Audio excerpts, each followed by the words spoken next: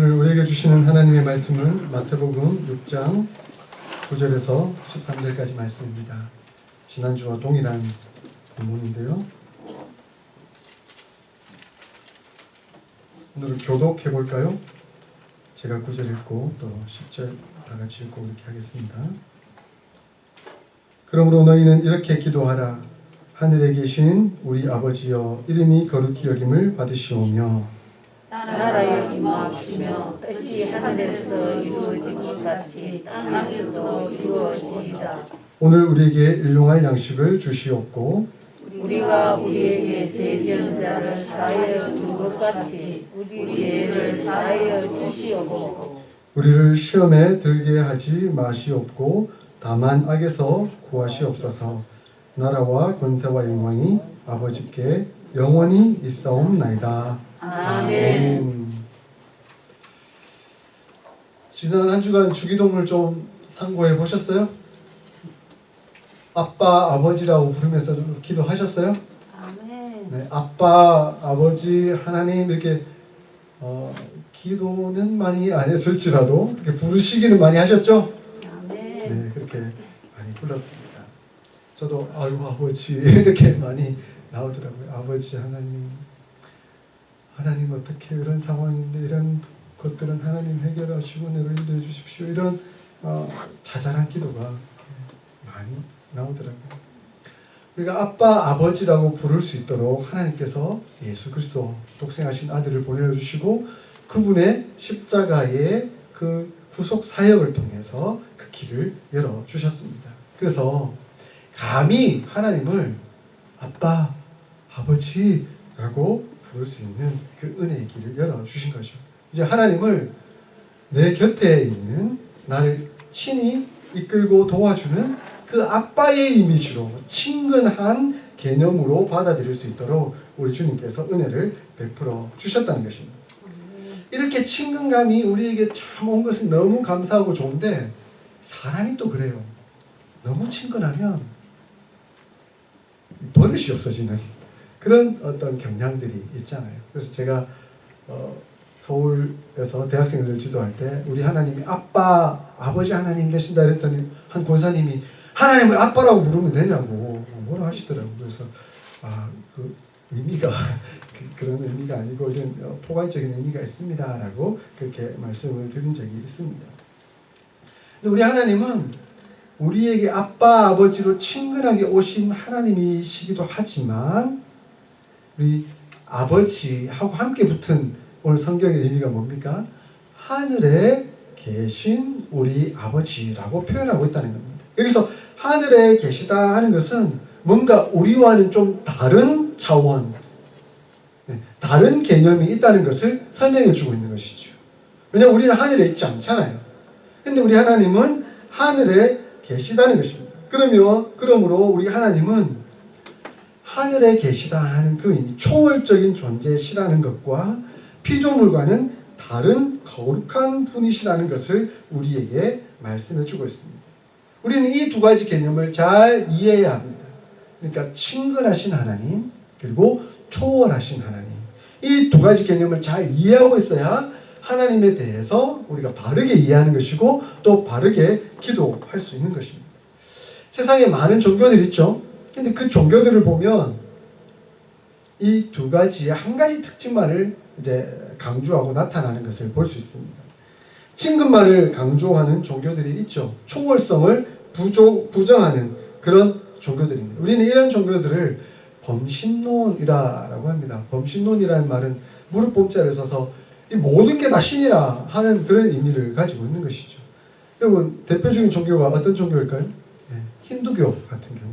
그리고 힌두교의 영향을 받아서 이제 나온 불교와 같은 종교들이 바로 이 범신론이라고 말할 수 있습니다. 그러므로 그런 종교들은 신이 이렇게 널려 있어요. 인도를 가보시면 아시겠지만 지금 인도에 큰 문제가 생겼잖아요. 그죠? 이 코로나가 완전 너무 퍼져가지고 힘든데 그 원인 중에 하나가 그 겐지스 강을 신성시에서 그 겐지스 강이 신이라고 여겨져서 그 겐지스 강에 들어가면 몸을 씻으면 뭐 회복되고 구원받는다는 그런 개념이 있다 보니까 이 코로나 시국에 다 막 몰려 들어가가지고 막 그 강에 들어가면 마스크 낄 수가 없잖아요. 막 그렇게 하다가 막 지금 코로나가 막 40만 명, 50만 명씩 지금 그래서 지금 걷잡을 수 없는 백신도 없고 하니까 이 완전 걷잡을 수 없는 지금 상황에 들어가 버리고 말았습니다. 그러니까 그런 경우에는 자기가 스스로 구원할 수 있다라고 생각을 해요. 그러니까 자력 구원일 수밖에 없는 것이죠. 강에 들어가서 씻고 그리고 인간을 구원하는 신이 따로 있는 것이 아니라고 보기 때문에 그들은 자기 스스로가 신이 될 수 있다라고 얘기하는 것이죠. 그래서 불교에서는 부처가 될 수 있다 이렇게 표현하잖아요. 결국 자신이 자기를 구원해야 된다라는 결론에 이르게 되는 것이죠. 그래서 신은 아주 친근합니다. 곁에 있고 내 스스로가 신이 될 수 있다라고 그렇게 여겨지는 종교인 것이죠.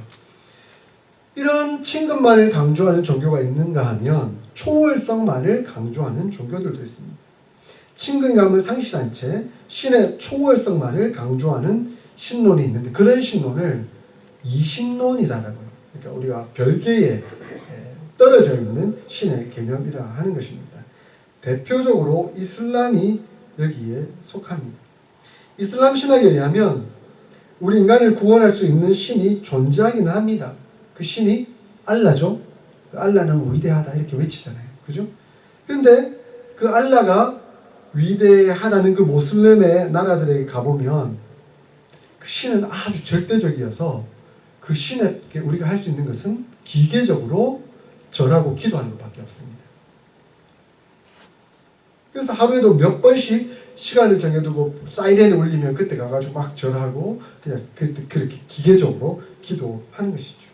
알라는 저 꼭대기에 그러니까 소위 하늘에 앉아서 우리를 지켜보고 있을 뿐 결코 이 타락한 세상에 오지 않습니다. 별개의 세상에 살고 있는 존재인 것이죠. 그래서 초월적인 신을 인정하지만 이 초월적인 세상에 있는 그 신은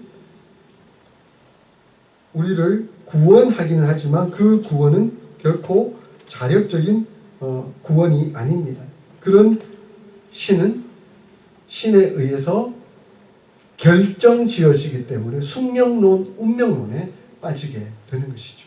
그래서 내가 노력한다고 되는 것도 아니고 신이 운명을 정해놨기 때문에 그 신의 운명에 따라서 나는 그냥 따라갈 수밖에 없다라고 해서 우리 인간적인 어떤 능력들은 하나도 발휘될 수가 없게 되는 것이죠.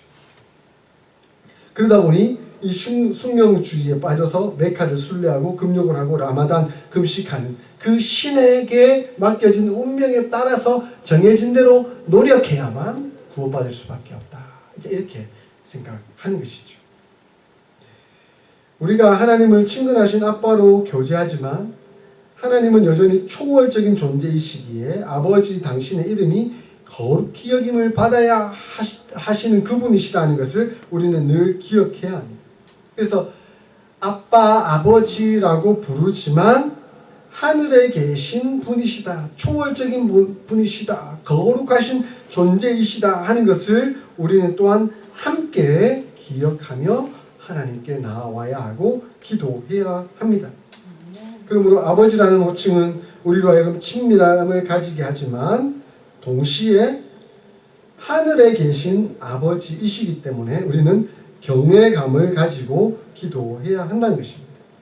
하나님은 한없이 자애롭고 친밀한 아빠라는 분이시기도 하지만 그러한 점만 너무 강조하게 되면 제가 예전에 혼났던 권사님의 말씀처럼 기도가 경외감을 잃고 경망스러워질 수 있는 위험성이 있는 거죠. 우리가 마냥 애기처럼 돼가지고 아빠 이것 주세요 저것 주세요 뭐 이런 쪽으로 하나님을 이용해 먹는 그런 상황에 빠질 수 있다는 것이죠. 그러므로 하나님은 우리 아빠라는 호칭과 더불어 하늘에 계신이라는 이 표현이 있다는 것을 우리가 기억하고 이 표현의 조합이 바로 우리 하나님을 표현해 준다 하라고 기억할 때 우리는 이 오류에 빠지지 않고 하나님을 잘 섬기며 기도할 수가 있게 되는 것입니다.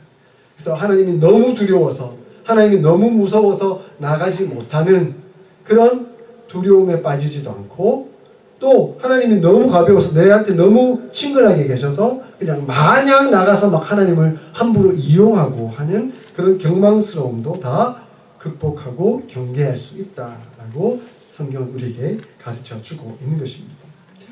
근데 하나님께서 하늘에 계시다라고 표현하고 있는데, 그러면 여기서 하늘은 어떤 의미일까요? 하늘에 계시니라 하는 이 말씀은 우리를 지배하는 이 땅의 막강한 세력을 압도하는 하늘의 권세가 있다는 것을 우리에게 보여줍니다. 이 땅이 악의 세력이 있지만 그 악의 세력을 압도하는 하늘의 권세가 있다는 것을 또한 우리에게 말씀하고 있습니다. 그래서 하늘의 권능을 힘입어 세상을 이기고 하나님의 뜻을 행하는 믿음의 담력을 우리 안에 불러일으키는 능력이 여기에 있습니다. 하나님 아버지, 하늘에 계신 우리 아버지라고 부를 때 우리는 이 땅에 있는 이 땅의 권세가 아니라 하늘에 계신 하늘의 권세를 우리가 기도를 통해 이용할 수 있는 능력이 있다는 것을 우리에게 보여주고 있다는 것입니다.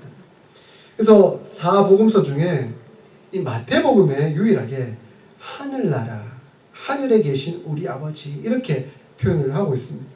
다른 본문들은, 다른 성경들은 하나님 나라라고 표현하고 있는데 유독 마태는 하늘나라라는 그런 표현, 그러니까 우리 성경에 보면 천국이라는 표현을 그렇게 쓰고 있죠.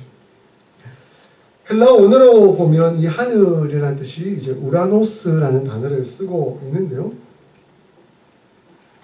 우리 하나님께서 이 하늘이라는 단어를 이렇게 복수로 쓰고 있는데 하늘들에 계신다라고 이렇게 표현하고 있습니다. 이 우라노스라는 단어는 두 가지를 다 품고 있어요. 그러니까 새가 날아다니고 있는 하늘, 그러니까 창공을 의미하기도 하지만 하나님의 세계를 비유적으로 의미하기도 합니다. 이거 그런 개념에서 우리나라 하늘과도 비슷하죠. 여러분, 하늘 할 때 비행기가 날아다니고 새가 날아다니는 그런 하늘을 우리가 의미하기도 하잖아요. 그런데 우리는 한국인들은 그렇게 표현하기도 하죠. 하늘이 도왔다고.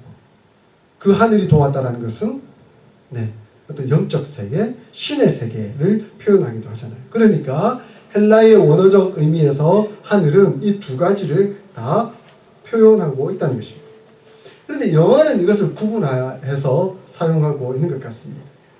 그러니까 새가 날아다니는, 비행기가 날아다니는 그 창공을 영어로는 sky라고 표현하죠. 그런데 하나님이 계신 하늘, 영적인 비유적인 의미를 쓸 때는 heaven이라는 단어를 사용하기도 하죠. 그래서 영어는 이것을 명확하게 구분하는 것 같습니다. 그래서 목사님께서 이 사도행전 1장 10절 11절을 통해 영어 성경이 우리에게 어떻게 설명하고 있는지를 보여주고 있습니다. 예수님께서 부활하시고 난 이후에 승천하신 장면이거든요. 그때 예수님께서 올라가실 그때에 제자들이 자세히 하늘을 쳐다보느냐. 그 하늘은 스카이를 말하는 거죠. 스카이. 근데 너희 가운데 하늘로 올려지신 이 예수는, 이 하늘은 헤븐인 것이죠. 예수님께서 창공으로 올려지신 것처럼 보이지만 예수님이 가신 그곳은 헤븐인 것이죠.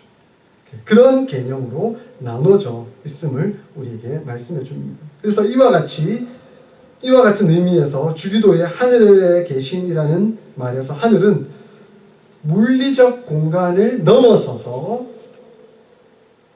공간을 초월한 영적 영역, 하나님의 존재하시는 특별한 영역을 뜻합니다. 우리는 그것을 기억해야 합니다. 그래서 하나님이 하늘에 계시다 하는 것은 하나님이 피조물을 초월하시면서도 이 땅의 모든 것을 다스리시는 절대적인 주권과 절대적인 권력을 가지신 분이라 하는 그 표현이 이 안에 담겨져 있습니다. 그러므로 여러분, 하나님이 계시는 하늘은 어디입니까? 하나님 저 하늘 어딘가에 계신가요? 우주 어디 한편 한 공간에 계신가요? 그것을 초월하는 개념이 이 안에 있는 것이죠. 하나님은 초월하신 분이십니다. 시간과 공간을 초월하신 분이시죠. 그런데 그 초월하신 하나님께서 또한 이 공간, 이 시간 안에 들어와서 내재하고 계십니다. 그러므로 하늘에 계신 하나님은 어디에나 계신 하나님이십니다. 아멘. 그래서 우리 하나님은 초월한 하늘에 계신 하나님이시지만 내재한 이곳에 우리와 함께 하시는 하나님이신 것이죠. 그래서 우리가 예배하는 이 자리, 우리가 기도하는 그곳이 바로 하늘이 됩니다. 그래서 마태복음 6장 6절 우리가 읽은 그 본문 앞절에 너는 기도할 때 내 골방에 들어가 문을 닫고 은밀한 중에 계신 내 아버지께 기도하라. 은밀한 중에 보시는 내 아버지께서 갚으시리라. 골방에 들어가라 했잖아요. 근데 그 골방이 어디예요? 하나님을 만나는 자리잖아요. 그러니까 그 하나님을 만나는 그곳이 하늘이라. 하나님을 만나는 그곳이 바로 하늘의 개념이 담겨져 있는 것이죠. 그래서 우리가 은밀하게 기도하는 그 자리가 아버지를 만나는 자리고 그 자리가 바로 하늘입니다. 우리가 지금 예배하는 이 자리도 하늘이 되는 것이죠. 이 하늘에 계신 우리 아버지 이 표현이 결국 우리의 기도의 대상이 누구인가 하는 것을 명확하게 설명해 줍니다. 초월하신 일뿐만 아니라 내재하셔서 친근하게 우리에게 다가오시는 그 하나님이 바로 우리의 기도의 대상이시라는 것입니다. 그러므로 우리의 기도는 큰 기도, 초월한 기도를 올릴 뿐만 아니라 작은 기도, 내재하는 기도까지 올려드릴 수가 있습니다. 우리 하나님은 위대하시고 초월하신 분이시기 때문에 하나님의 나라가 하나님의 뜻 가운데서 이 땅 가운데 이루어지도록 도우십니다. 그러므로 연약하고 부족한 아무것도 아닌 나 같은 이런 죄인을 사용하셔서라도 하나님은 하나님 나라가 이 땅 가운데 이루어지도록 역사하십니다. 아멘. 그렇게 우리 큰 기도를 올려드려야 됩니다. 아멘. 하나님 나라가 나 없어도 당연히 이 땅 가운데 이루어지겠지만 하나님 나를 사용하셔서 하나님 나라가 하나님 뜻이 이 땅 가운데 이루어지도록 역사하여 주시옵소서. 아멘. 그래서 우리는 그렇게 큰 기도를 올려드려야 합니다. 아멘. 그래서 그런 초월하신 하나님을 만나 배우는 것이죠. 아멘. 근데 하나님은 내재하셔서 우리를 주관하시고 인도하시고 그래서 세심함까지도 배려하시고 이끄시고 역사하시는 분이십니다. 그렇게 우리는 작은 기도도 올려드려야 합니다. 그래서 때로는 하나님 아파요. 아빠, 아버지 힘들어요. 이때는 하나님 도와주셔야 되겠습니다.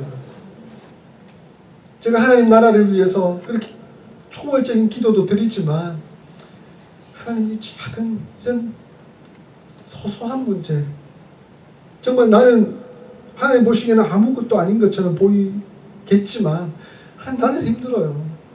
나는 아파요. 하나님 도와주세요. 아멘. 그런 작은 기도까지 하나님 앞에 올려드려야 되는 것이죠. 아멘. 그러면 하나님은 초월하셔서 하나님 뜻을 이루어 가실 뿐만 아니라 내재하셔서 우리의 작은 신음에까지도 응답하시는 하나님이신 것이죠. 아멘. 그러므로 기도하십시오. 아멘. 가끔은 기도할 때 이거 내가 이런 것까지 기도해야 되나? 그죠? 아이고 하나님 죄송합니다. 내가 참 믿음이 없네요. 참 연약하네요. 이런 것까지 기도해야 되나요? 근데 하나님은 그런 기도까지 하기를 원하세요. 왜냐하면 그런 기도로 나올 때 아빠, 아버지, 하나님 부르면서 나오기 때문에 그래요. 안 그러면 기도를 잘 안 하잖아요. 그죠? 그래서 때로는 이런 것까지 기도해야 되나? 뭐 이거 순수치 못한 것 같은데, 순전하지 못한 기도인 것 같은데, 그렇다 하더라도 기도 자리로 나오십시오. 기도하십시오. 그러면 하나님께서 우리의 기도를 고쳐주십니다. 하나님께서 우리의 기도를 새롭게 해 주십니다. 하나님께서 우리의 기도를 만져주십니다. 그래서 우리의 기도가 더 발전하도록, 더 순수해지도록 도우시고 역사해 주십니다. 그래서 기도의 정화는 기도를 통해서 이루어지는 것이죠. 기도하면 할수록 말씀이 생각나고 그 그 말씀을 통해서 내 기도가 더 온전해지도록 성령 하나님께서 도우시는 것이. 그래서 로마서에서 우리가 마땅히 구할 바를 알지 못하지만 성령께서 말할 수 없는 탄식으로 우리를 위해서 간구하신다. 아멘. 그래서 우리가 기도의 자리로 나아가면 우리가 기도하는 것이 아니라 성령 하나님께서 우리를 위해 기도하시고 주관하시고 역사하시는 것입니다. 아멘. 그래서 기도하는 우리를 통해 하늘이 이 땅 가운데 임하는 거죠. 우리가 기도할 때 하늘에 계신 하나님을 만나 배웠기에 그 하나님의 통치하심 안에 들어감으로 하늘이 우리 가운데 임재하는 것을 경험하는 겁니다. 그래서 하늘이 이 땅 가운데 들어옵니다. 위대하신 하나님의 나라가 이 땅 가운데 침공해 들어옵니다. 그러므로 우리는 하나님의 백성이 되는 것이죠. 이것을 너무나 잘 알았기에 사도 바울은 그의 편지 곳곳에서 우리가 천국 시민 아니냐, 천국 백성 아니냐, 우리가 어떤 존재냐. 에베소서 1장 3절에서 찬송하리로다 하나님 곧 우리 주 예수 그리스도의 아버지께서 그리스도 안에서 하늘에 속한 모든 신령한 복을 우리에게 복 주셨다라고 말씀하십니다. 우리는 복 받은 존재예요. 어떤 복? 신령한 복, 하늘에 속한, 이 땅에 살지만 그러므로 하늘의 복을 받은 자들이 바로 우리인 것이죠. 이 땅에 살지만 하늘이 내려와 하늘 가운데 있는 존재들이 바로 우리들인 것입니다. 그리고 2장 6절에 또 함께 일으키사 그리스도 예수 안에서 함께 하늘에 앉히시니라고 표현하고 있습니다. 우리가 하늘에 앉았대요. 예수님도 함께. 지금 우리가 하늘에 앉았어요? 그런데 하나님 나라에 앉아 있는 것이죠. 할렐루야. 아멘. 그럼 우리는 하늘에 속한 자들입니다. 우리는 하늘에 속한 사람, 이 땅에 살지만 이 땅에 속하지 아니하고 하늘의 복을 누리며 하늘의 시민권을 가진 사람들입니다. 그렇기에 평안과 기쁨과 은혜와 감사를 누리잖아요. 아멘. 세상은 엄청나게 발전해 가고 있어요. 여러분 테슬라가 지금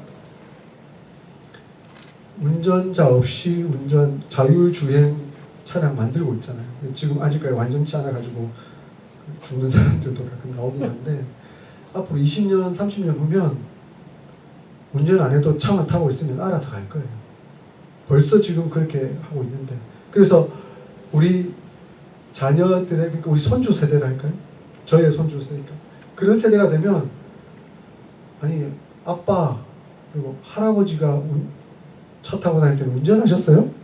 운전을 어떻게 하는 거예요? 이렇게 질문이 나올 수도 있어요.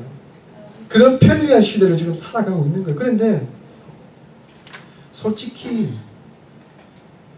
우리 뭐 어르신들 계신데 죄송합니다. 제가 어릴 때만 해도 차가 보편적이진 않았어요. 그죠? 제가 버스 타고 다니고 90원 회수권 내고 그 시내버스 막 끼어 안내양들 끼어 타고 도로도 오만치 않고, 근데 차 속도가 막 100km 이상 달리는 건 거의 생각지도 못하고, 근데 지금 KTX 타면 뭐 300km 이상 달리고, 이런 시대를 지금 맞고 있어요. 기술적으로는 너무 발전되어 있고 육체적으로는 너무 편리하고 편안한 시대를 살아가고 있습니다. 3차원적으로. 그런데 아무리 기술이 발달하고 세상이 좋아진다 하더라도 영혼은 터치할 수 없는가 봐요.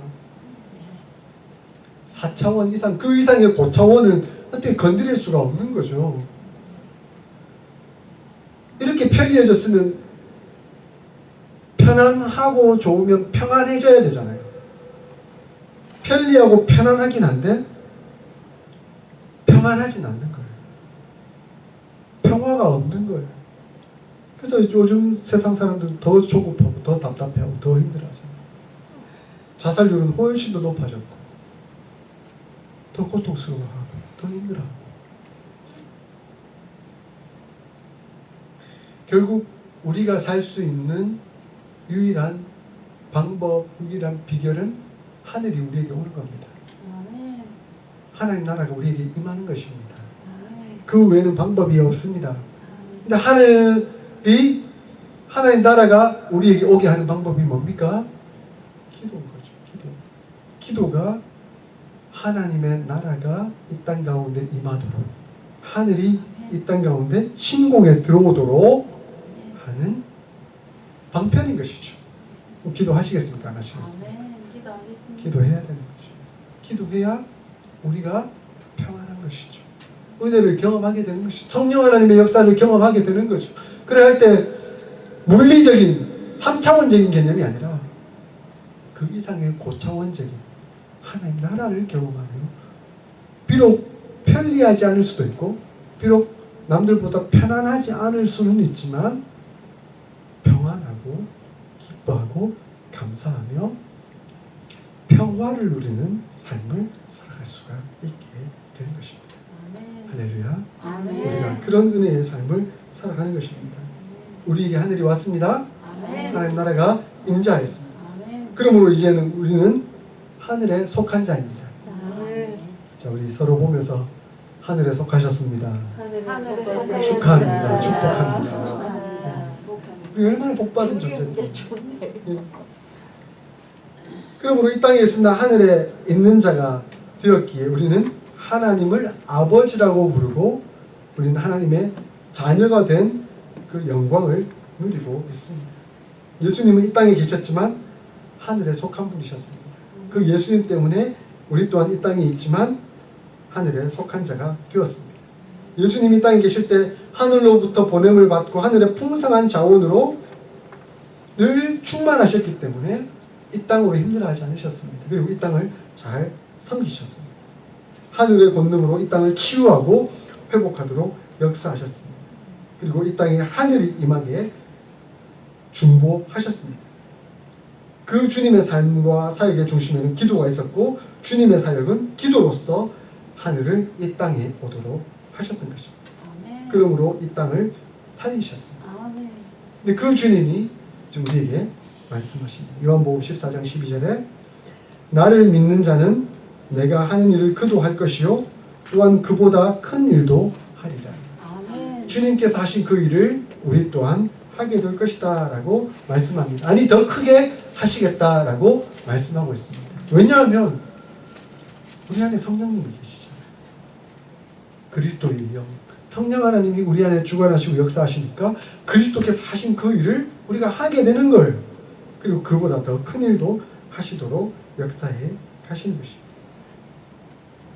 하나님은 하늘이 이 땅 가운데 계속 오도록 침공하도록 이끄시고 인도하고 계십니다. 그러나 땅은 하나님의 통치와 뜻을 계속 거부하고 있습니다. 불순종이 난무하고 있습니다. 그러나 하늘은 그리고 하나님 뜻은 반드시 이루어지고 통치는 실현될 것입니다.